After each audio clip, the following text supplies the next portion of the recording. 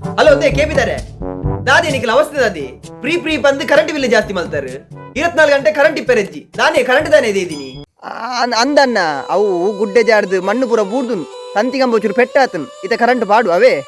ಎಂಚಿನೇ ನಿಗ್ಲೆ ಎಂಕುಲು ಎಂಚಿನ ಮಂಗಲಗ ತೋಜು ನಂದೇ